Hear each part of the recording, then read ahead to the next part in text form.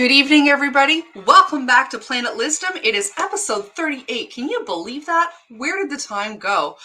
You know, I'm so excited that the Halloween season is in full swing. It's super spooky and everything is delightfully and frightfully the way it should be. Tonight we have two very rad ghoulies who are in the crypt, and they make everyday wear so much better with their freaky, funky, and sometimes very funny garments. So everybody, I want you to give a very, very warm and raucous welcome to Adam and Mike from Rotten Rags. Welcome, guys. How are you? Hey, hello. Great to be here. Welcome to the podcast. Just before we went on live, Mike, you were saying that this is your very first time. Oh, it is. It is. I'm hoping that everybody's going to be tender and gentle, and guide me through this experience with love and grace. Warm hands. Absolutely. We will be gentle with warm hands. Absolutely. I see you have lubrication already. Cheers, gentlemen. Cheers, indeed. And guys, this show is for you, so please drink along with us and hit the comments. If you have any questions or anything to add, this show is for you to participate. I always say tune in, turn on, and take part, and I'm not even joking. Guys, for those who don't know what Rotten Rags is, tell me about yourself. We are, primarily a t-shirt company. We started making t-shirts, like 15, maybe longer years ago. It's been quite a while. Mm-hmm. The better part of 2 decades anyways. And we've just, always been into, horror movies and, all things spooky and scary. And just wanted to, be able to wear, that kind of stuff. So that's sort of, how it all started. That's what we do. It's really awesome. I mean, I met you guys in September 2 years ago, just before the pandemic, at an oddity show in the West End. Yeah. And I was just immediately smitten with the work that you're creating because what you're making for these shirts is very what do you call it? There's a subcultural element. It's not popular culture that you're kind of highlighting. It's all the horror movies and all the the underground things. Like, look at your shirt, Rotten Rags. You're wearing, Mike, you are wearing Lost Boys. I am. I've got the Kiefer fever tonight. I always have Kiefer fever. There is no cure for it, and I don't want it. Yeah, exactly. Yeah. Do you guys happen to remember what the first shirt was that you made? Yeah. The very first. Well, okay. So the very first shirt that we made once Rotten Rags was actually making horror shirts was we had a couple. There was it was like a showgirl, like a Las Vegas showgirl with a chainsaw. That was in our first run. There was a couple others in that sort of like showgirl style, but I kind of forget how those ones look now. But that was the one that one stuck around for a bit, anyways. Was it something like this one that you made with the titty twister from Dusk Till Dawn? Similar, yeah.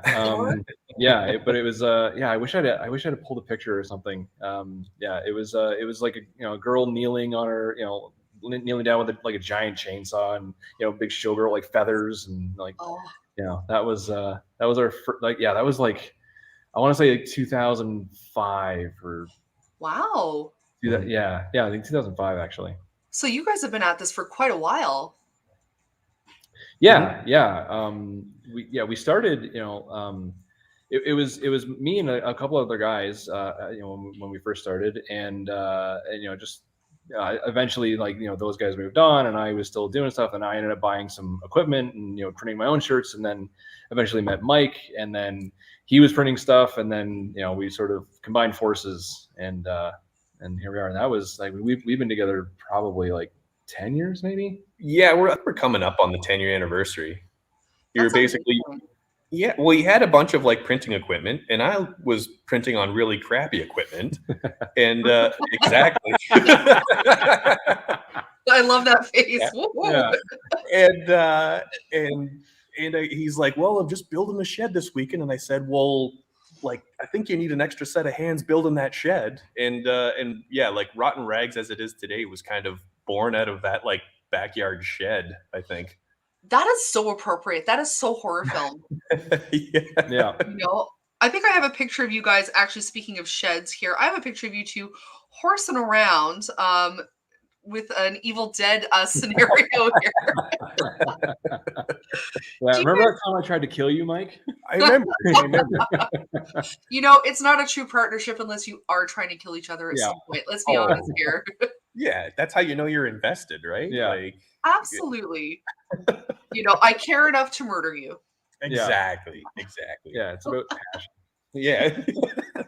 No, to be fair, guys, you are a fantastic team. This is one of my favorite photos of you guys because you're just like, you're so cool. You're both like connected. You're like, yeah, man, we did a Nice, thing. that's a good one. Now, I always talk about this because, it is very AC/DC, before COVID, during COVID, after COVID, prior to COVID, and I had met you in the September. So I know in Toronto we went into lockdown the first time in March. What were you guys up to leading up to that point?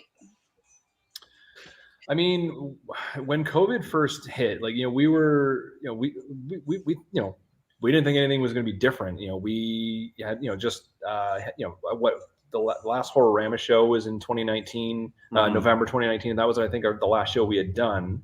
And then we were looking to, we were assuming Shockstock was coming, in a couple of months.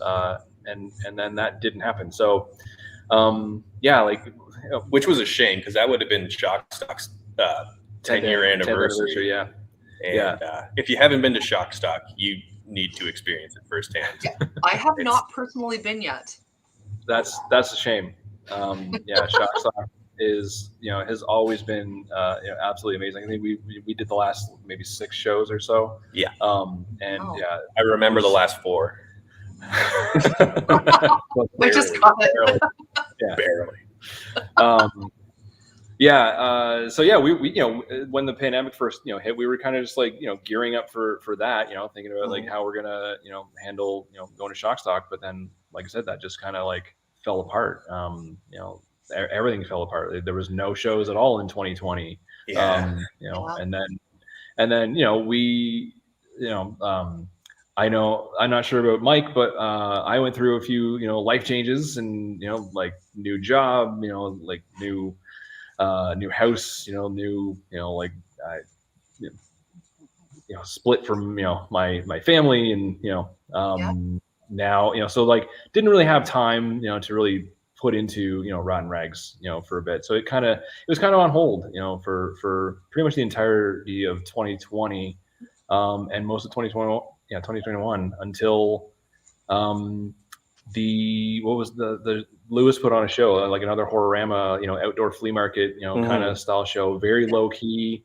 It was at the in the parking lot of a brewery in Toronto. And didn't know how well it was going to go. Like we were not really sure. Like this is the first sort of event that it was our first coming back to it. It had been so long, almost 2 years. Yeah, almost 2 years since we felt the tender, loving kiss from our fans and our shirt buyers, and we didn't know if it would be the same. And amazingly, thankfully, and graciously, it was a massive success. And like so much so that I would say like we're even more motivated now, to keep going and actually doing more with Rotten Rags. We did another show like a month later at that same place. It was like a metal. There was the book launch for a book called the Eve of Darkness, which was that was a great show as well. A retrospective look at like the 80s scene in Toronto. Or the metal scene. Sorry, in the 80s.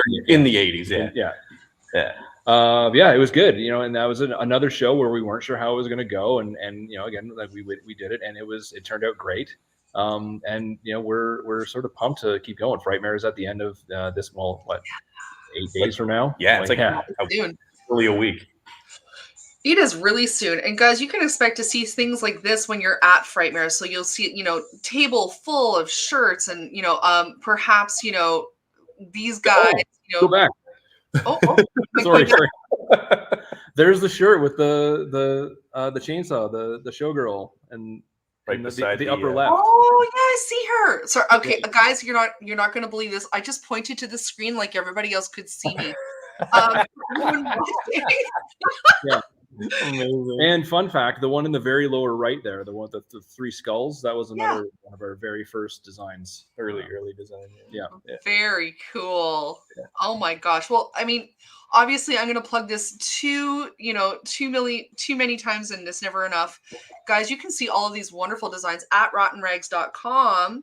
If there's anything that catches your eye today, go check it out. You can also find their social medias at Facebook and Instagram at Rotten Rags. Yep. Big deal. We got to make sure you guys are getting as much, airtime as possible, because what you're doing is, I think, really amazing. I love creeping everybody for my show, and I really enjoyed creeping you guys because you make shopping fun. Like, who is this little hellion here? Yeah. She was a fan that stopped by the table at Fan Expo, I believe, like 3, maybe 4 years ago, and it was just like we love grabbing grabbing fans if they're consenting, and bringing them behind the table and taking some great shots, and I love the cosplay scene and people putting so much love and attention to detail into their cosplays and stuff, because we try to do the same thing with the designs. Like, we don't print anything unless we think it's really cool and we would want to wear it ourselves. Absolutely. Like this clown screen print that you made is so awesome. I love clowns, Fun fact. One of our good friends and longtime customer, Maddie, he works for Troma, but he also he's got just a ton of our just a ton of our shirts, and so he's been doing the 31 days of Rotten Rags. This is the third year that he's done it, which is honestly, like, we can't believe that anybody would do that, so it's very cool. But yeah, yesterday was he was wearing that clown shirt, and so I've been reposting all everything that he's been doing this month, and we got a like from David Howard Thornton on that one, so that was fun. Oh my gosh, that's wicked. Yeah. It's got to be a great feeling to have the squeal of approval from these celebrities that you're that you're making art from, or art out of, or homages to. One of my favorite photos that you were when I was creeping you. Oh, where is it? What number did I put it underneath? Number 16. This is why I prepare in advance, because in the moment I might forget. You and Mitch Markowitz. That is a great photo. I grew up in the hilarious House of Frightenstein. I have met Mitch before. He is such a cool guy. Yeah. And, it must have been such a great feeling to get a photo with him and chat with him. And yeah, Mitch is gregreat. We've met him a couple of times, and he's so cool. Yeah, he's honestly, he's just a very cool dude. He loves what he does, and he's very passionate, I think, about this kind of stuff, and specifically about Hilarious House of Frightenstein. We at one point we were talking about maybe doing some Frightenstein, like a collaboration between us and him, but that hasn't panned out yet. Now, do you find sometimes, because I know there's always this fine line between fan art and copyright infringement. Do you find you dance on that line a lot? Yeah, I mean that is a concern. I don't know the law around it, so it's copyright infringement can be a pretty tricky, swampy, boggy, marshy, muskeggy kind of area of the law or whatever that's constantly changing and shifting. But I think so long as you are, it's a completely original piece in that you're not borrowing from pre-existing artwork, which is what we try to do with everything that we print, like whether we create it ourselves or we license it from other artists, is that it's actually an original piece of artwork. Because there's been multiple times at shows where I've had to come up to other vendors' booths and seen that they've got some great, wood burning or glass etching pieces, and it's a friend of mine, Lee Howard, that does some great work with Quiet Room Bears. Incredible stuff he does, and an incredible short film if you haven't seen it yet also. But there's been multiple occasions where they've got his artwork and they're etching it on things or printing it on things, and I'm like, so how do you know Lee? Yeah. And they're like, Lee who? And I'm like, Lee, the guy that made that right there. Yeah. Yeah. And that's one of the things that I've, being a creator, people not getting paid for what you're actually doing is a huge part of our business model that we, I think since we started working together has been like, we're not kind of crossing that line. Like, Yeah. if you've helped create it, you're going to get paid for it. Right. Yeah, we've been very careful to, first of all, we do either all of our own art, or we work with like artist friends who because we want to support them and their work and make sure that everybody's getting paid. Steve McGinnis, Rob Shichetto. This is a Rob Shichetto. This is Oh, Yeah. cool. And, I'm like, also a huge Steve McGinnis fan. Right on. Yeah. Yeah. He'll also be at Frightmare. He will. Really? Oh my gosh! I'm gonna try not to fangirl. Try. Now, I mean, intellectual property is such a hot button, but because of the internet and because of the availability of imagery, of course, the theft is just so rampant. It is the Wild West, making Rotten Rags, and of course, if I am correct, Mike, you make the screen prints. I print everything You in-house. print everything. How do you protect your intellectual property making this? It's a good question. I mean, a lot of it is, I mean, like once you have it up and like you have that sort of digital timestamp and footprint, like that's like your major recourse short of like trying to go through and actually copyright every single trademark or logo and that kind of thing. It can get really sticky and very expensive, right? But being able to have something to fall back on, like a paper trail or a digital trail to like kind of timestamp things, has been sort of our mainstay for trying to keep that, sticky fingers at bay. Smart. Something that I've also noticed as well is that people who do support you are vicious locusts with social media when someone does try to steal your work. I've seen it happen to a few friends, and we've all gotten on board to the point where the perpetrator, has taken everything down and ceased and desist. Yeah. Because it is to that point where, we'll find you after school, we'll meet you by the bikes, and we will pound you. Yeah, exactly. And cyber pound you. Yeah. And I think that's one of the things that I love the most about like the horror community and our experience with it so far has just been there's just so much loyalty and love between, it's an open, accepting environment and culture, but like if you cross one of us, you're crossing all of us. Absolutely. I always, and you're right, it is such a family because, I don't know about you guys, but I grew up pretty much an outcast. I was smart and weird, and that's not a great combination when you live in a small town. Yeah. That is definitely puts a target on your forehead. Doesn't matter if you're a girl or a boy. But, Christopher Lee was my first boyfriend. Well, actually, technically Vincent Price first, and then Christopher Lee.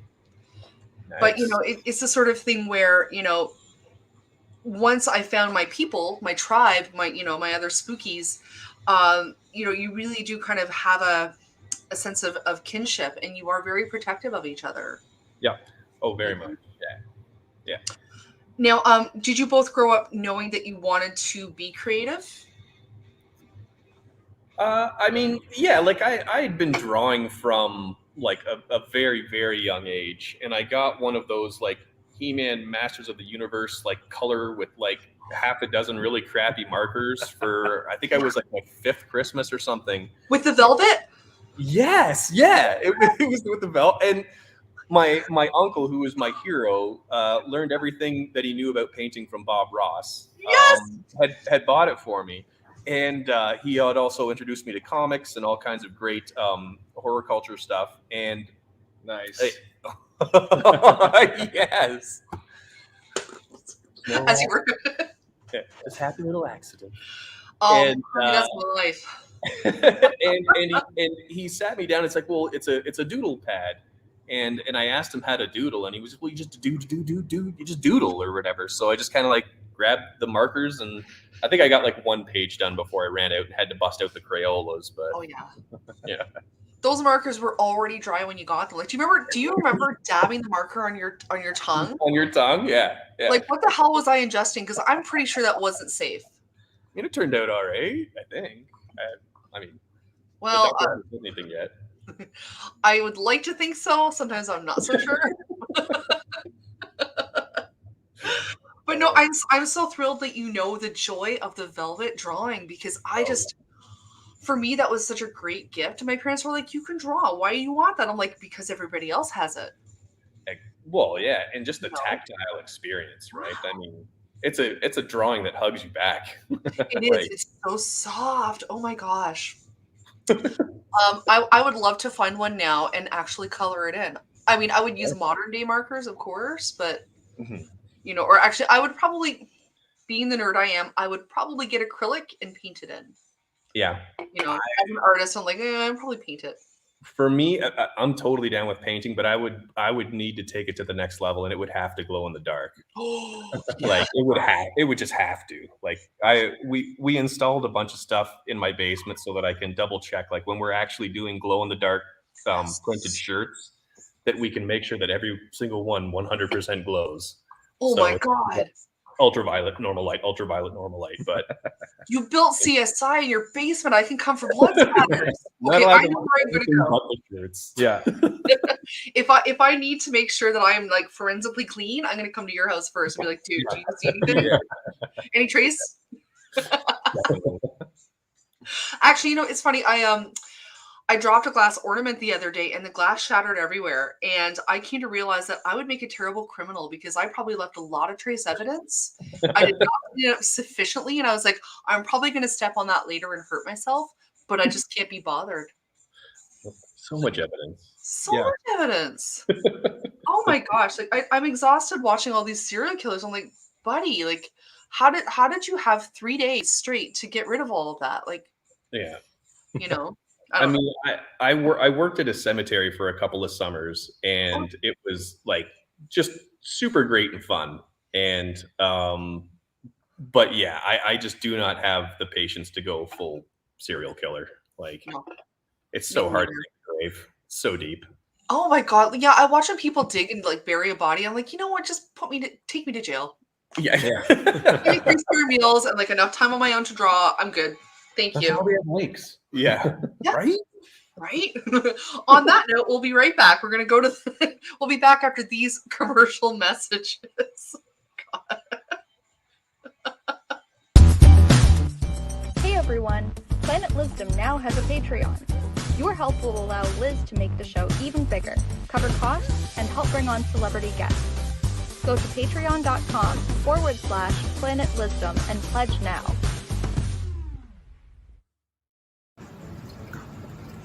Tune into Planet Lizzdom every Thursday at 8 Eastern Standard Time. Ha! Jenner!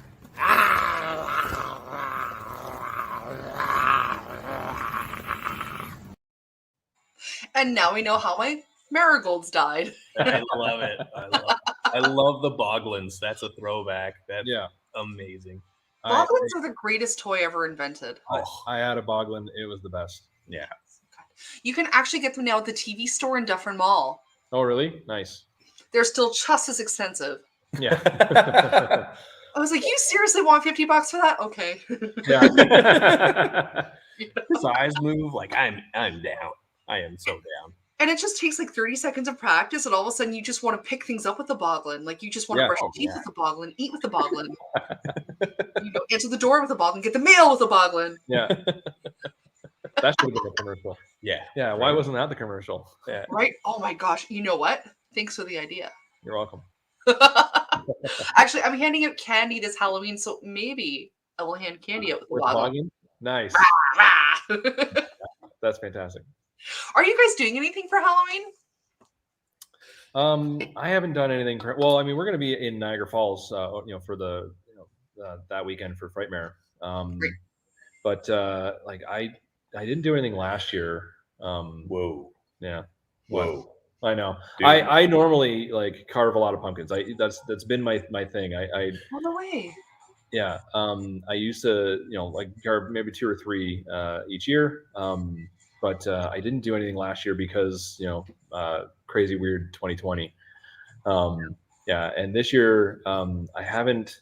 I mean, I've been wanting to, but just didn't. We went to a corn maze, like a spooky corn maze, a couple weeks ago. No, well, we're for on the Thanksgiving weekend. That was fun.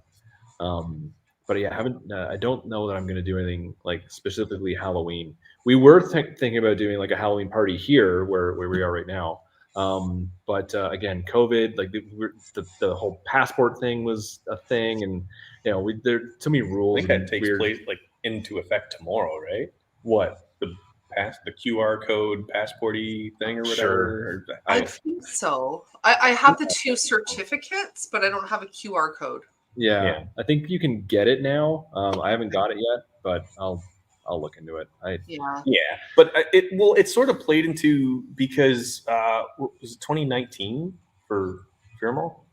Yeah.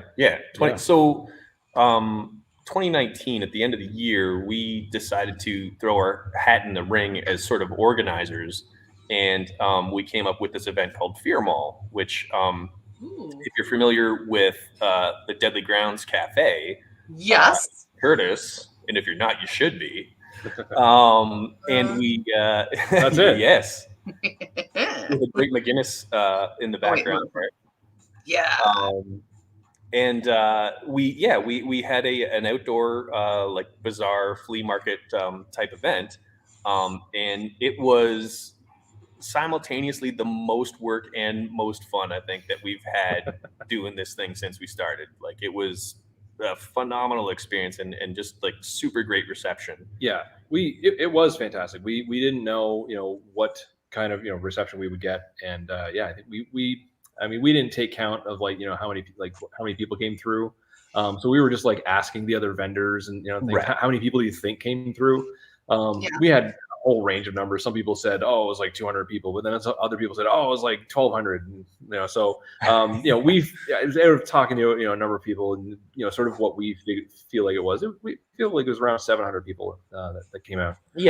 Which was fantastic. But that was pre-COVID, and I don't can you have 700 people in a space like that nowadays? Like, we're not sure. And so I mean, with hopefully, like, I need some wood to knock on here, but hopefully with COVID kind of like winding down, we've sort of been like entertaining the idea of like revisiting the Firmal. We almost did it this year, but again, it was tough to make any decisions because of COVID.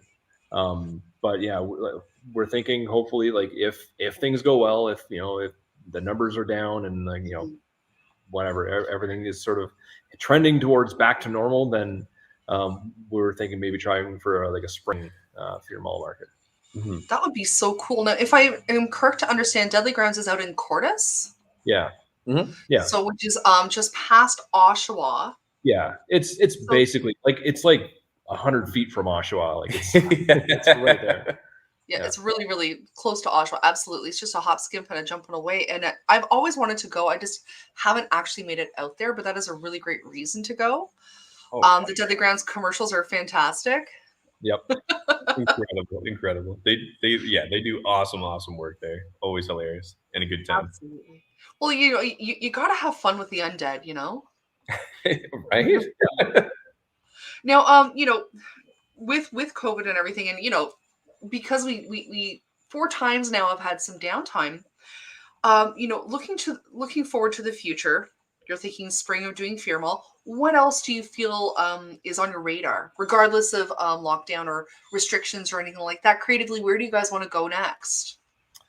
In terms of like, if we're doing shows or something like that, we're hoping Shock Stock is back, and hoping, of course, more, like Frightmare again, those kinds of things.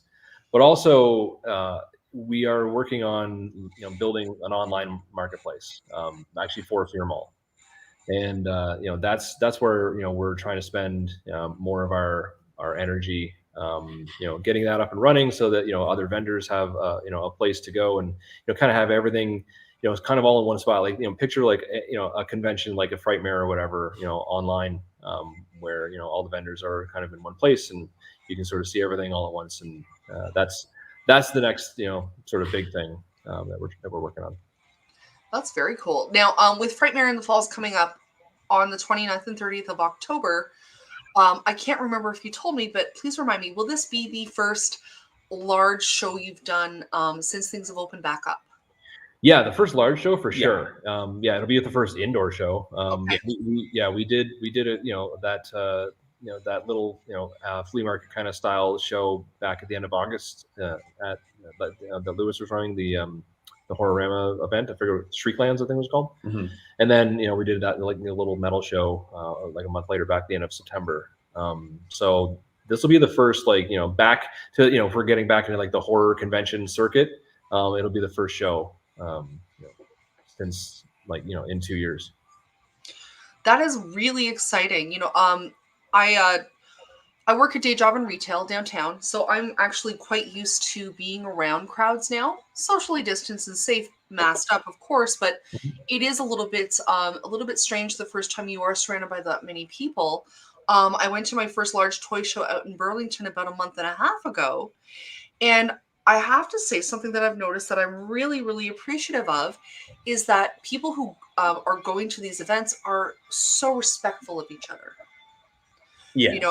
I think everybody should know that going into Frightmare in the Falls, the majority of folks who are masked up who are there understand that we need to kind of be safe and be gentle with each other. So if anybody watching right now is at all concerned or possibly trepidatious, totally understandable. But, precautions are taken and everybody is very respectful of each other. Mm-hmm. Yeah, absolutely. That's great to hear. And, they're taking, all the necessary precautions and, following the rules as well. Masks are obviously mandatory. Vaccine passports will be required for all attendees. And all the booths are socially distanced or physically distanced. So yeah, it should be good. Absolutely. I just thought about this right now. Will you be selling any Rotten Rags masks? That question came up earlier today, and it's something that I had thought about a while ago, but again, we weren't sure how long COVID was going to be a thing, or should we get into the mask business, and so we just kind of didn't. But I don't know, maybe we should. So short answer is no, we won't have any masks for sale at Beer Mall or at Frightmare. Well, should you decide to do masks, I will totally support and buy one. Absolutely. I love what you guys make. I know you were sending me some images of some new material that I think or images you're going to release this weekend or next weekend. Yeah. We've got a couple new things that we're working on. That will have that's one of our existing ones. Vincent Price, Red Death. Yep. Yeah, the Monsters Car Club is that's one of our we've had that for years. It's a great seller, especially with the Rob Zombie kind of on the horizon, which is the new Monsters movie. Yeah, classic one. Night of the Living Dead. Yeah, so this Predator one is a brand new one. Mm-hmm. And this one will glow in the dark. We think. Cool. Yeah. You heard it here first. No. He's one ugly one glow in the dark. That's a design that you've had in the works for how long? It's been far too long than I like to admit. It's one of the great, awesome things about shows is it gives us an incredible opportunity not only to meet our fans and get to chat with them a bit and just great people. But also with Adam and I get to kind of shoot ideas back and forth on what we're gonna do for the next show or next season kind of thing. And the Predator one, as soon as we figured out glow in the dark technology, the night was the limit. Yeah. And I imagine that's very much what your brainstorming sessions look like. Yeah, pretty much. Yeah, that's it. I think glow in the dark is actually just the coolest thing ever. I mean, I've loved it since I was a kid, and I think that's a great idea. Absolutely. One of my favorite fan stories was somebody came up to us and they bought one of our the Shirt-O-Lantern collection that we had, which was basically a bunch of different designs to look like jack-o'-lantern cut out of jack-o'-lanterns, but they glowed in the dark as well.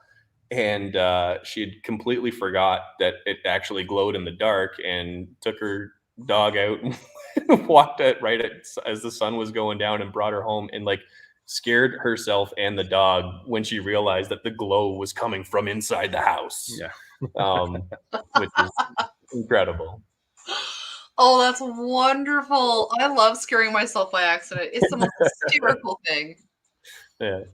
Oh my god, that's too funny. Oh, I love it. Do you have any, do you have any fan stories that were surprising, like where you didn't expect the response or the connection? Oh, I'm like floored every single time. I'm glad that people like what we do. Like that the fact that we've got fans at all, I'm just over the moon about it. Like because it's tough sometimes to like put yourself out there, and like you wear your heart on your sleeve or on your chest. I mean, as we kind of tend to do. And like just any feedback I appreciate, and if it's positive, all the better. The one thing that I think we've come to realize is that whenever we like try some new designs or like new ideas, if we feel really strongly about something, that's not going to work. But the ones that we're like, oh, we just like whip this together, and like we'll throw it out there and see if it sells. Those are the ones that like always somehow sell the like, best. Yeah. It's Isn't that always the way? What's that? Yeah, it is. That's always the way. We put all this like blood, sweat, and tears into like making something, and like people are like they just nobody cares. Yeah. But then the things that we just like throw out there, people like go nuts. It's like for, crazy sensation. Yeah. Can't keep it on the shelves. Yeah. It's so true. Fun fact: most people don't know this. Tchaikovsky's most hated work that he created was the Nutcracker. He hated it. And yet that's the person that everybody thinks of and connects with. Yeah. Oh, yeah. That's amazing. Yeah. Well, it's just too funny. Yeah. Well, I think like there was one I think you had a picture of it earlier. It was a Conan design. And I grew up loving Schwartz. I grew up on Schwarzenegger movies. Loved him. And it was a Conan the Barbarian design, and it's right before, right there, down the bottom row. And I just pointed to it again. Right before he goes, and there's the raid on the orgy. Yes. And like you do when you're barbarianing about. It happens to me every time. Yeah. Right? Every time. And the first time we put it out, I think I only printed maybe a dozen, maybe 18 shirts of it, because we weren't really sure how it was going to go. And it was a Fan Expo debut, and I think we sold out in like the first day. Wow. And another dude came up to the table, and I printed one for myself because it, I always do. I mean, when you're a shirt guy, you got to have a shirt. And the guy was so adamant about walking away with a Conan shirt that he bought the shirt off my back, and I was just like, this is the only one we have in your size. He's like, I'll take it, and I'm like, you shall have it. Yeah. Oh, that is the highest compliment. Yeah, and so I think that was like kind of one of our craziest sales. That one was good for sure. Yeah. Another one that comes to mind is when Ted Raimi came to the booth. Oh yeah. And he bought 3 shirts from us. And oh my god, I was just talking about him last night. Yeah. Yeah. Oh my gosh. Such a sweet man. Like, so great. Yeah. Yeah. What did he buy? I don't honestly remember. I remember he bought the we had a hearse design. I thought the hearse for sure, but I don't remember the other ones. He was very big on our original stuff that wasn't proprietary at all. That wasn't it was like all originals. I think he bought the one with the figure in the doorway as well. Oh yeah, that could be. And a lot of people, they're like, oh, is this a Jason or a Mike Myers kind of thing? And it's like, I mean, it's open to interpretation. Yeah, I mean, could be. But, well, and there's something about something that's very ambiguous that's so enticing. Like this took me just a second to figure out what it was, and then I realized, and I thought that was the coolest thing ever. It's not obvious unless you're a fan of Lost Boys. Yeah, exactly. That's the idea. I love the things where like if you don't know what it is, maybe you'll ask, but maybe you won't. But if you do know, then you're like, oh, that's amazing, that's so cool.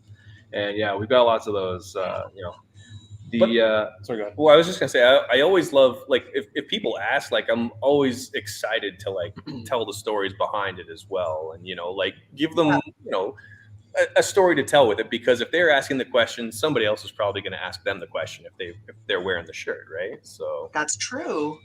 Yeah. Have you ever, and I know as an artist this happens to me all the time and it drives me crazy.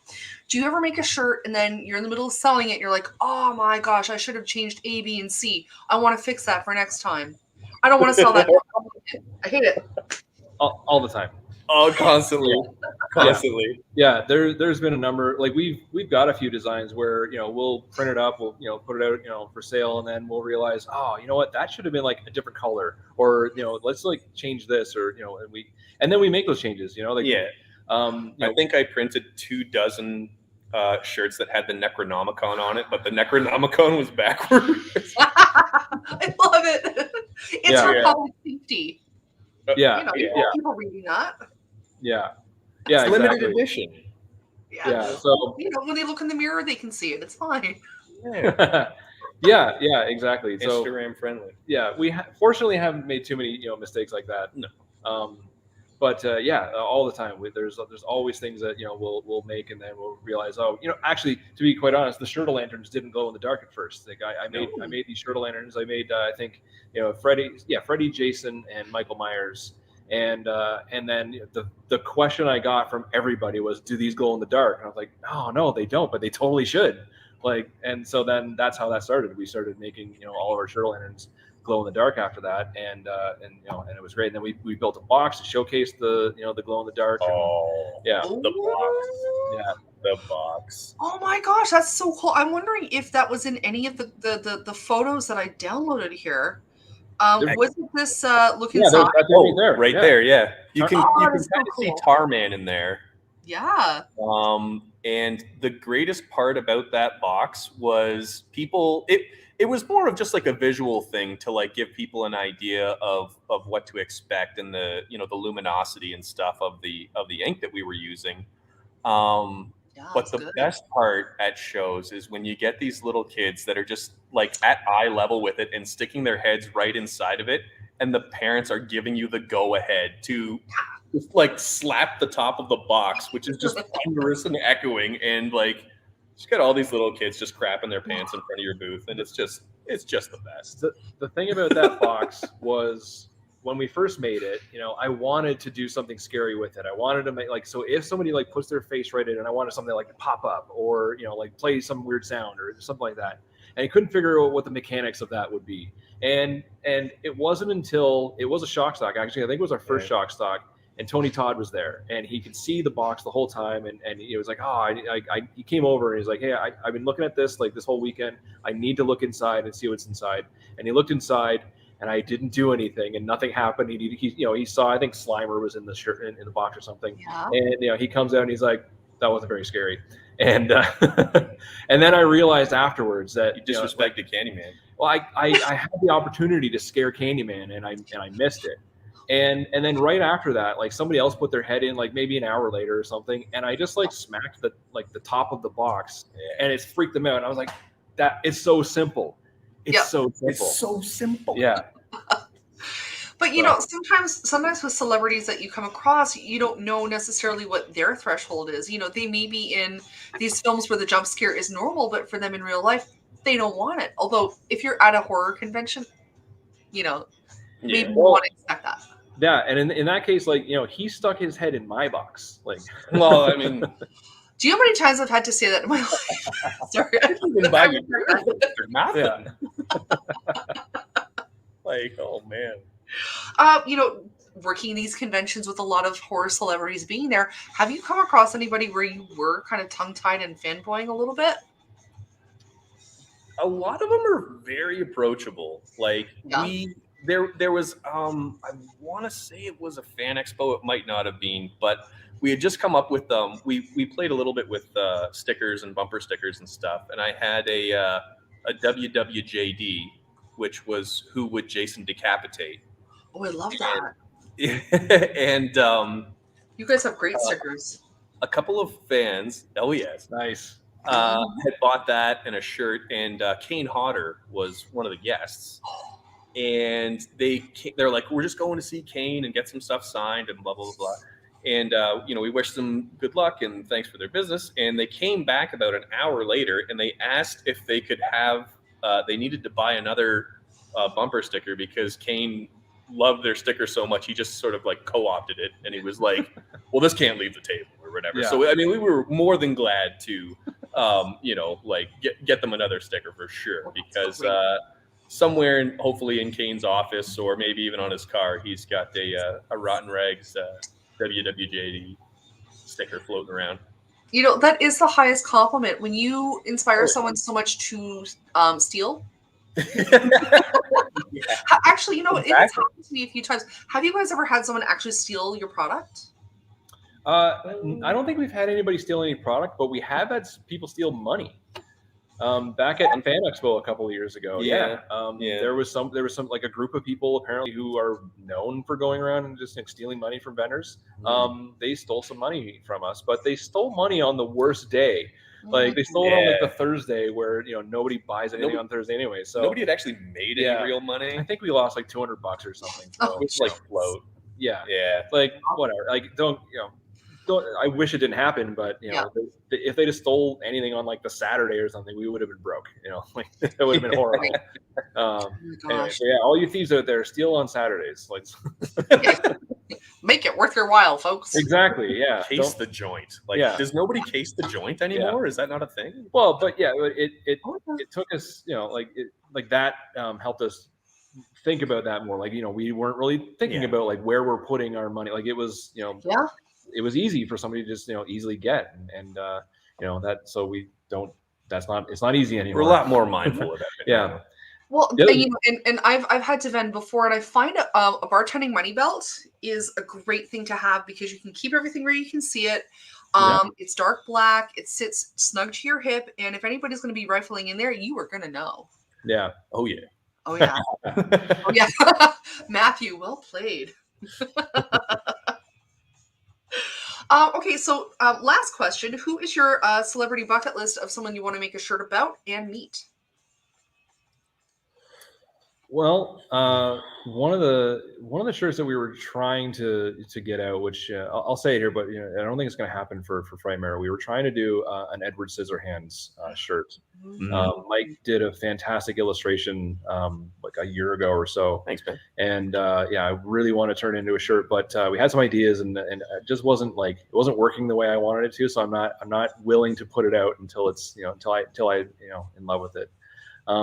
But in terms of like, somebody I might want to meet, I've been, Night of the Creeps is one of my favorite movies. Yeah. And I would love to do some Night of the Creeps, art. And specifically just to, meet Tom Atkins. I was going to say, for somebody to thrill you. Yeah, I would like to thrill Tom Atkins. Yeah. I think that would be great. That's awesome. Well, guys, I am so excited to see you in Frightmare in the Falls. Guys, it is running October 29th and 30th. I don't know if there's any tickets left right now, but go online, check it out. I do recommend that you buy your tickets in advance because things do sell out quickly for conventions like this. And obviously, if you want to know all about their upcoming adventures at Frightmare and in general, go to Instagram and Facebook at Rotten Rags. They'll keep you updated on all the things that they are doing. And definitely go to rottenrags.com and treat yourself because it's Halloween. Guys, thank you so much for joining me tonight. I think you're just so frightfully and delightfully lovely. I will definitely come haunt your booth on the 30th. Awesome. Liz, thanks so much for having us. Thanks for having us. This is a blast. I'm absolutely honored. I love you guys. I love what you're doing, and I can't wait to come and buy a t-shirt. Right on. Awesome. Be well. I'll see you guys soon. Thanks. Bye. As always, thank you guys so much for tuning in. You make every single show delightful and lovely. It is archived on YouTube. You can watch all my past episodes there. I'm trying to keep everything under an hour now so I can play reruns later. That's something that StreamYard now gives me the ability to do. If you do love what I'm doing, please be my patron. Go to patreon.com/Planet Lizzdom. I have some new patrons that joined this week, and I'm really excited to make new content for you guys. And with your help, we're going to get there and make this show bigger and better every week. We are actually syndicated on Carney Show as well on Twitch on Fridays at 8 p.m. There's some great shows that Jeff Peterson is making coming out of New York City now. So we're now on the East Coast. Guys, I want to thank you so much for joining me this week. I will see you at Frightmare in the Falls on October 30th. I'll be signing the book I illustrated with Andrew Robertson and Dennis Freitas at the Great Lakes Horror Company booth at number 110.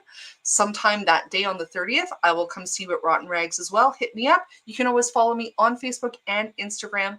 And if you have any suggestions for upcoming shows, let me know. I'm open to opportunity. Guys, I want to wish you a great weekend. Please be well, please be spooky, and always, always tune in, turn on, and take part, because you never truly know just who is going to land right here on Planet Lizzdom. Have a great week, guys. Bye.